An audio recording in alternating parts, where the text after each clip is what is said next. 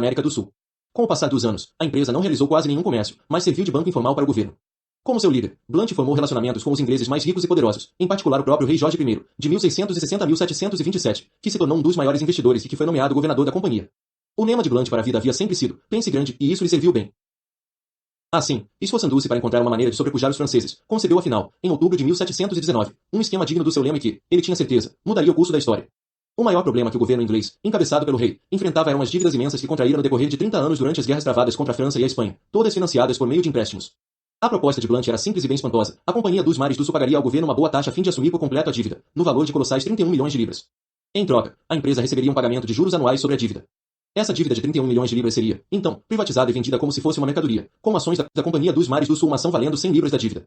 Aqueles que emprestassem dinheiro ao governo poderiam converter os comprovantes desse débito em ações equivalentes da Companhia dos Mares do Sul. As ações que sobrassem seriam vendidas ao público. O preço inicial de uma ação seria 100 libras. Como com qualquer ação, o preço subiria e cairia, mas, neste caso, se tudo desse certo, o preço só subiria. A Companhia dos Mares do Sul tinha um nome intrigante e mantinha a possibilidade de começar a comerciar com a vasta fortuna da América do Sul.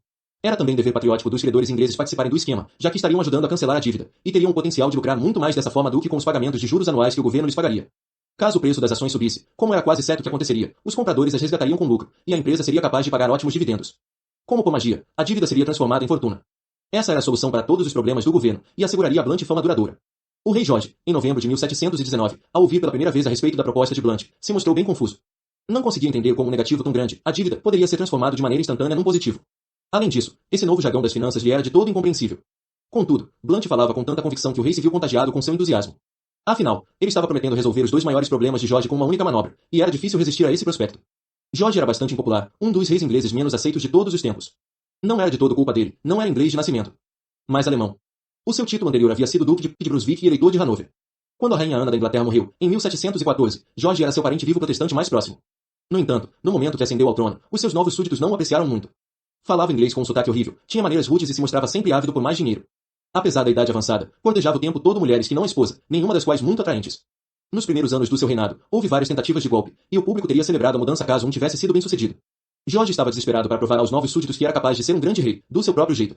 O que odiava mais do que tudo eram as dívidas esmagadoras que o governo havia contraído antes que ele subisse ao trono. E tinha uma reação quase alérgica a qualquer tipo de dívida, como se o sangue lhe estivesse sendo sugado. Agora lá estava Blunt, oferecendo-lhe a oportunidade de cancelar as dívidas e levar a prosperidade à Inglaterra, fortalecendo a monarquia no processo. Era quase bom demais para ser verdade, e ele deu o seu apoio integral à ideia. Delegou ao ministro das Finanças, John Eslaby, a tarefa de apresentar aquela sugestão ao parlamento em janeiro de 1720, que teria de aprová-la na forma de um projeto de lei. Quase de imediato, a proposta de Blunt despertou oposição ferrenha entre muitos membros do parlamento, alguns dos quais a consideraram ridícula. Contudo, nas semanas que se seguiram ao discurso de Eslaby, os opositores do projeto de lei viram com horror o apoio ao lado deles murchar aos poucos. Ações antecipadas do empreendimento tinham sido praticamente dadas aos ingleses mais ricos e poderosos, inclusive a membros proeminentes do parlamento, que, pressentindo o lucro pessoal certo que obteriam, agora resolveram aprovar a proposta. Quando autorizado em abril daquele ano, o próprio rei Jorge visitou a sede da Companhia dos Mares do Sul e depositou 100 mil libras por ações no novo empreendimento. Queria demonstrar a sua confiança nele, mas esse passo nem era necessário, pois o suspense sobre a passagem do projeto de lei havia fascinado o público, e o interesse nas ações da Companhia dos Mares do Sul já alcançava um estado de excitação febril. O centro da atividade era uma área de Londres conhecida como Exchange Alley, Alameda do Câmbio, em inglês, onde quase todas as ações eram vendidas. Agora, a Rua Estreita e as outras em redor estavam atravancadas com o tráfego que se intensificava a cada dia. A princípio, foram na maioria os ricos e influentes que chegaram em suas carruagens sofisticadas para comprar as ações, entre eles artistas intelectuais inclusive John Gay, Alexander Pope e Jonathan Swift. Em seguida, Sir Isaac Newton sentiu a força da corrente e investiu boa parte das suas economias, 7 mil libras. Algumas semanas mais tarde, porém, passou a ter dúvidas. O preço subia, mas o que sobe com certeza pode cair, e ele vendeu as ações, dobrando o investimento inicial. Logo, boatos começaram a circular de que a empresa estava prestes a iniciar o comércio com a América do Sul, onde todos os tipos de riqueza jaziam enterrados nas montanhas.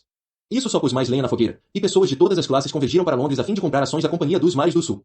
Blunt, dizia-se, era um alquimista financeiro que havia descoberto o segredo de transformar dívidas em riquezas. Na zona rural, os fazendeiros tiraram de debaixo da cama as moedas que economizaram a vida toda, e enviaram os filhos e sobrinhos para comprar o máximo de ações possível. A febre se espalhou por entre as mulheres de todas as classes, que, em geral, não mexiam com essas coisas. Agora, atrizes se misturavam com duquesas na Exchange Alley.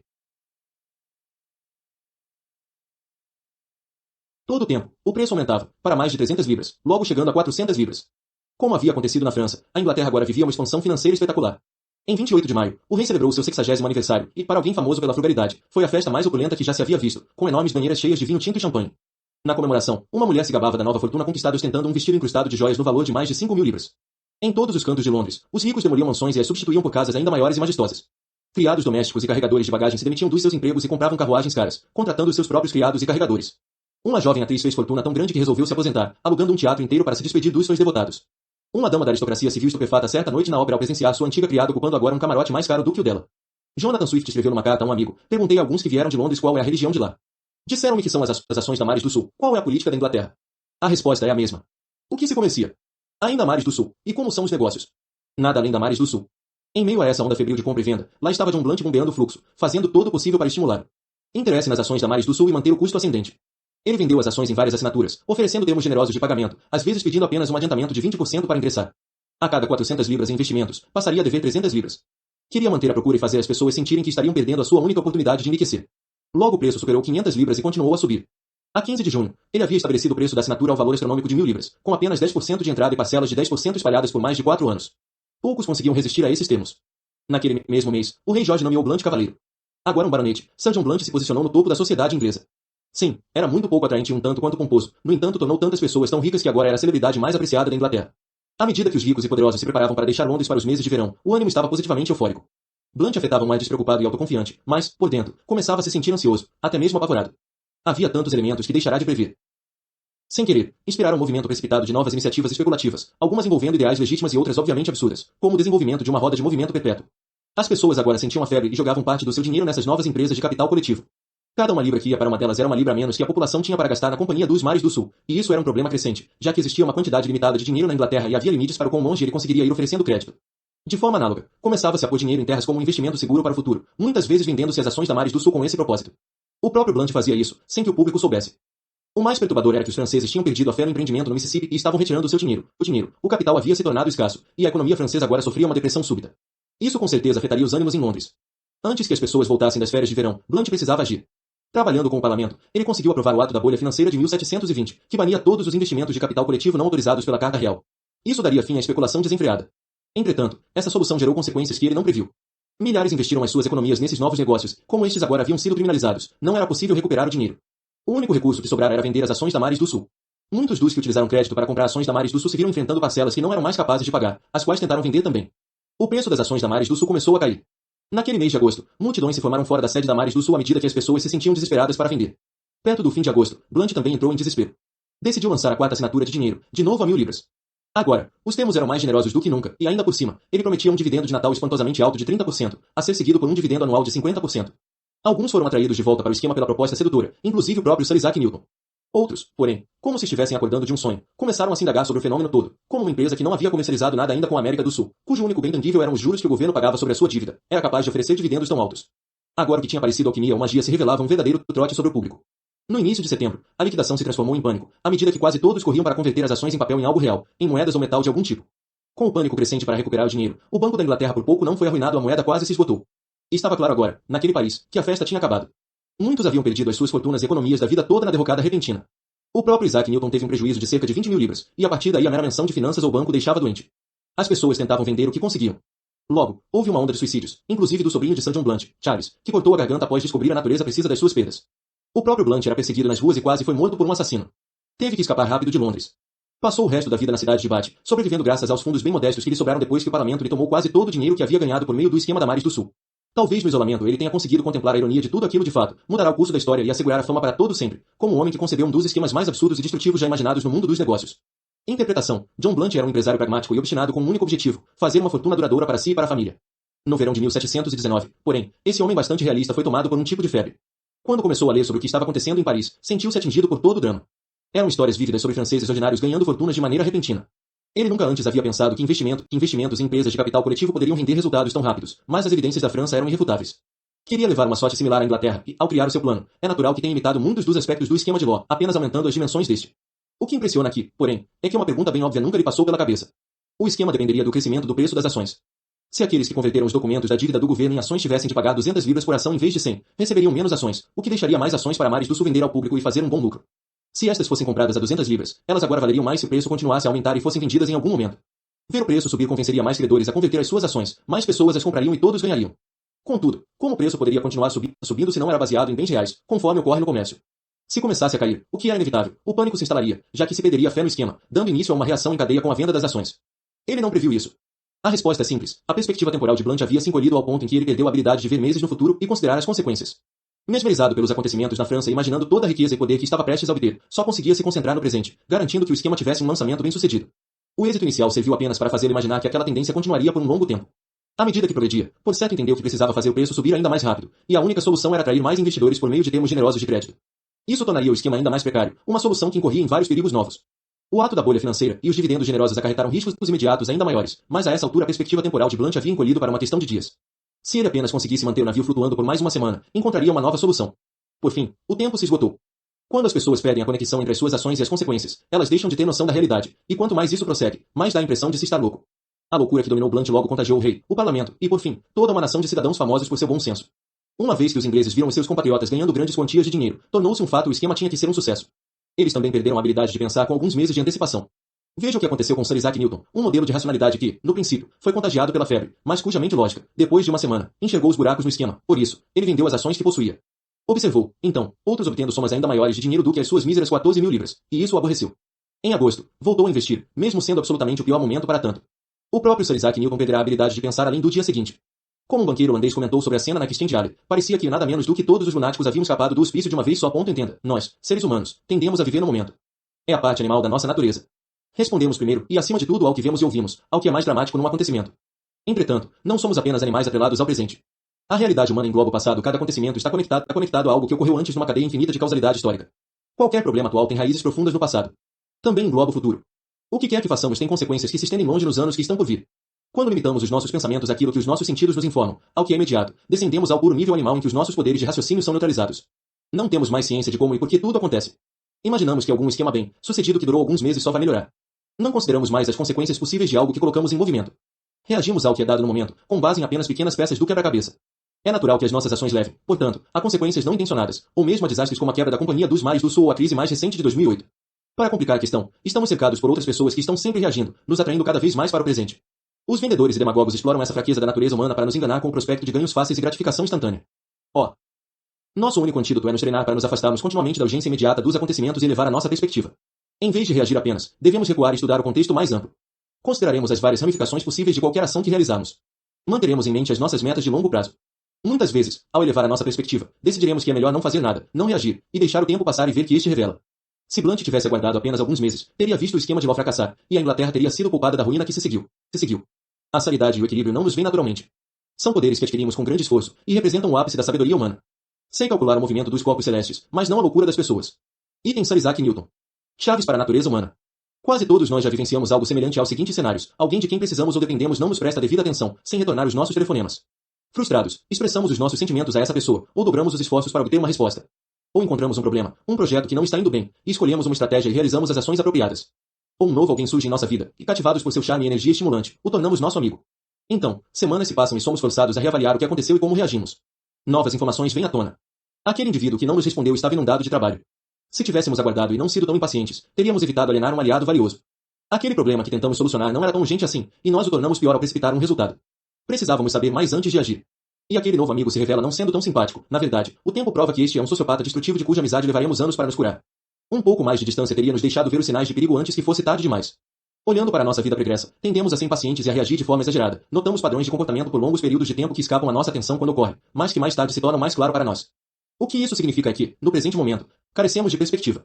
Com a passagem do tempo, obtemos mais informações e enxergamos mais da verdade. O que estava invisível para nós agora se torna visível em retrospecto. O tempo é o maior professor de todos, o revelador da realidade.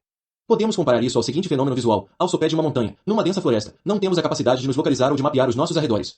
Vemos apenas o que está diante dos nossos olhos. Se começarmos a nos mover para a lateral da montanha, conseguiremos enxergar mais dos arredores e de como eles se relacionam a outras partes da paisagem. Quanto mais alto escalarmos, melhor entenderemos que o que pensávamos quando estávamos mais abaixo não era bem correto, mas baseado numa perspectiva levemente distorcida. No topo da montanha, temos uma visão panorâmica da cena e claridade perfeita sobre o relevo da Terra. Para nós, seres humanos presos ao momento presente, é como se vivêssemos ao sopé da montanha. Aquilo que é mais aparente aos nossos olhos, as outras pessoas e a floresta em redor nos dá uma visão limitada e distorcida da realidade. A passagem do tempo é como uma escalada lenta da montanha. As emoções que sentimos no presente já não são tão fortes, conseguimos nos afastar e ver os acontecimentos com mais clareza. Quanto mais subimos com a passagem do tempo, mais informações acrescentamos ao quadro. O que vemos 3 meses depois do fato não é tão preciso quanto o que saberemos um ano mais tarde. Pareceria, portanto, que a sabedoria tende a nos chegar quando é tarde demais, na maior parte das vezes em retrospecto. Entretanto, há uma maneira de fato de fabricarmos o efeito do tempo, de nos dar uma visão expandida do momento presente. Chamaremos isso de perspectiva hipermetrópica, o que requer o seguinte processo. Em primeiro lugar, ao enfrentar um problema, conflito ou alguma oportunidade excitante, devemos nos treinar para nos afastarmos do calor do momento, nos empenhar para acalmar a nossa excitação e temor, tomar distância. Em seguida, começaremos a aprofundar e ampliar a nossa perspectiva. Ao considerar a natureza daquilo que estamos enfrentando, não devemos nos agarrar a uma explicação imediata, mas, em vez disso, ir mais a fundo e considerar outras possibilidades, outras motivações possíveis para as pessoas envolvidas.